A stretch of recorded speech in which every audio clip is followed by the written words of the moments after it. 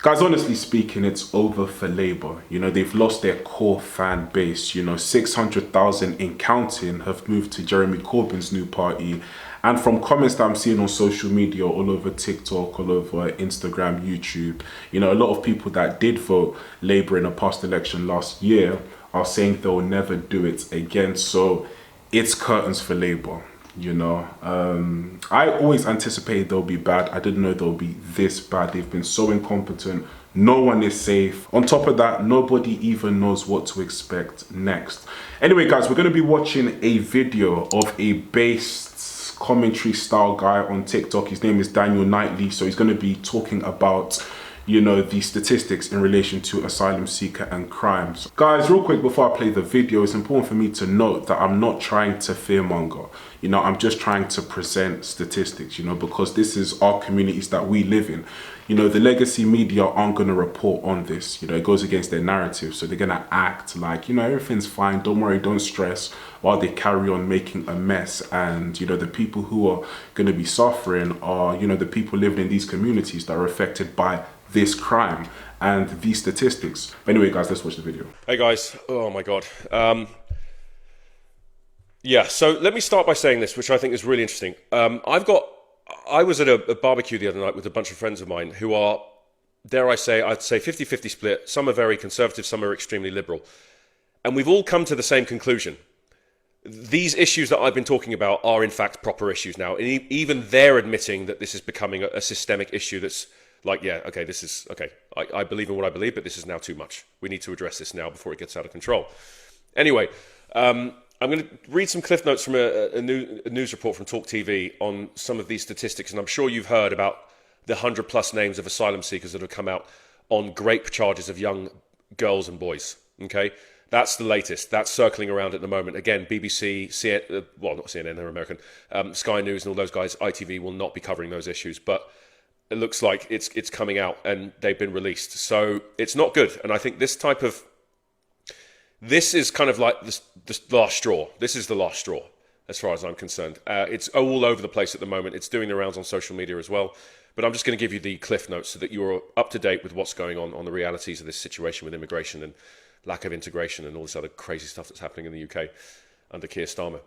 Right, so basically, I'm going to start off with Bournemouth sex offences. So statistics. So there's 286 offences in Bournemouth in 2022, 105 rapes, 143 sexual assaults, 19 exposure, voyeurism, and 19 other offences. Allegations that this figure doubled after asylum seeker hotels were introduced, based on this, not just a house of multiple occupancy, but also the government taking over hotels and housing asylum seekers in there. These named hotels are the following: Roundhouse Hotel, Chine Hotel, Britannia Hotel, all accused of damaging Bournemouth's 1.3 billion a year tourist economy based on safety regulations and poor governance by the police. So, based on the Freedom of Information claim, a data source via FOI reveals rise in sexual crimes post-asylum housing across houses of multiple occupancy. That is a statistic that cannot be denied and can be researched. The presenters implying a correlation between immigration and increased sex offences. Okay, now there's been a list of names in excess of 100, but again they've named 50. Talk TV and a few other news stations have named the individuals allegedly that are responsible for rape of young kids under the age of 16, and it's all been happening over the last few months, not like over the last year, like the last few months. Which is just nuts. And I think this is the kind of thing that I think people are going to get very upset about, but it's important that people know that this is going on, okay? So all cases cited as ongoing or under investigation, presumption of innocence noted. So again, these are allegations. They've not been, convicted yet. So again, they talk about cultural integration, and the presenter argues that some asylum seekers come from cultures with problematic views on women and children. That is a fact. That's an absolute fact.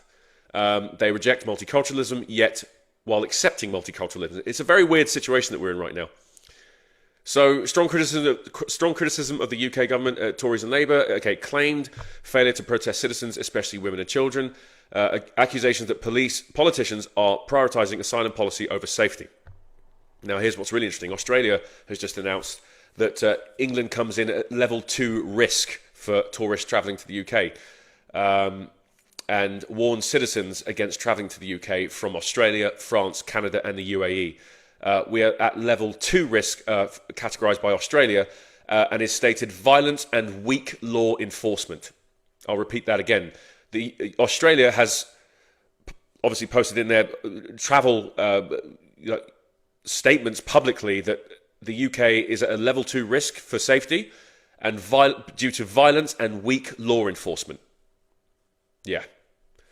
So, conclusion. Britain described as becoming lawless and dangerous. I agree with that. Allegations that multiculturalism is failing. I agree with that as well. Urging the government to take immediate action. I agree on all points. And again, this is just cliff notes from what's been said at Talk TV. This is a real problem. And I'm not going to say the names, but this morning they listed 50 names publicly of all of these people. It's pretty obvious where they're coming from as well. We've had this discussion before. I'm not going to sugarcoat this because I don't think it's fair. And I think people have a right to know what's going on. This is unacceptable. It's unacceptable. These people need to respect our rule of law here. If they don't, they have to leave. Deport immediately. That is not far-right rhetoric. Everyone agrees now. It's really weird, but even the conversations I'm having with friends of mine that are liberal are saying, yeah, okay, this is too much now. It's too much. It's too much. Sadiq Khan, Keir Starmer, tender your resignation. Please leave. You're like the antichrist of politics. You're making it worse. Please leave. Seriously. It's nuts. It's getting out of control. Like, people are taking things into their own hands. We don't want vigilantes running around either. That's the problem. I'm trying to find a sort of balance here, guys, because it's so difficult to not fall on one side of the wall here. But I think the reason why it's important to talk about this now is because what we don't want is far-right, alt-right people like Nick What's-His-Face from BNP coming through and having seats in Parliament. We don't want to go far-right either. I'm saying if we don't address this now, it is going to do that in the next 4 years. People are angry. They are genuinely angry. The level of passion I heard the other night when I was out with my friends on this issue was nothing short of crazy, and they all agreed. Everyone is really angry at Keir Starmer and Sadiq Khan for allowing this to happen. They are really, really emotionally unsettled by all of this. People are genuinely like, what the hell are we doing? Like, everyone is on the same boat now. These people must be deported en masse. All of them. Off with you. Out. Get out. Like, seriously, enough's enough. Everyone has had enough of this now. Everyone. This isn't some sort of, skewed mindset. Everyone feels the same way. The vast majority of us feel exactly the same way. We have to deal with this issue. We have to call for a general election now. There's no way we can survive 4 years of this. There's going to be a lawless, dystopia. We have to sort this out. We have to sort this out. Oh, man. Seriously, it's just wild that this is happening and people are just, they're not being informed because a lot of the left of centre news networks are not covering these issues. They're not showing the mass protests across the country. We've seen the predictions on reform as well. The whole country, apart from the City of London, is light blue. Wake up. It's over now. It's finished. Call for a general election. Get rid of Keir. Get rid of the Mayor of London immediately. They're both completely unable and ill-equipped to be in the positions that they're in. They are not fit for purpose. They must tender their resignation immediately, and we should all call for action on that and sign the petition that's going around as well. This is too much now. Enough's enough. Facts. So Daniel Knightley is a super based guy. I'm going to be watching more of his content. I love his reporting. I love how he gave us the statistics. I love his message of urgency to the British public, to the failed Mayor of London, to the Prime Minister. And he's letting us know that very soon we'll have a lawless society. It's already lawless now, but it will be super lawless in the next couple of years. We need a general election now, 110%. I voted in the last one last year, but they done nothing with that one. They got millions of votes and they done nothing. They didn't even take into consideration. And now this year, there's another one going around that I need to sign. I doubt they'll do anything about that as well. But, this is serious business. This is people's lives. This is where people live. This can't just carry on. It's enough. Minorities are talking. You can't even use the far right anymore. You can't even say it's far right because minorities are doing a lot of talking and they're voicing their concerns because they're not safe as well.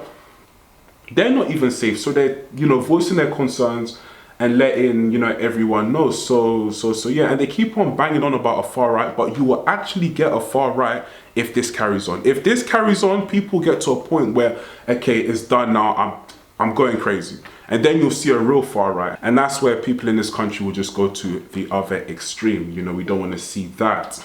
So yeah, but you know, something needs to be done now, man. Honestly, like, you know, why should we just sit around and wait? Wait for what?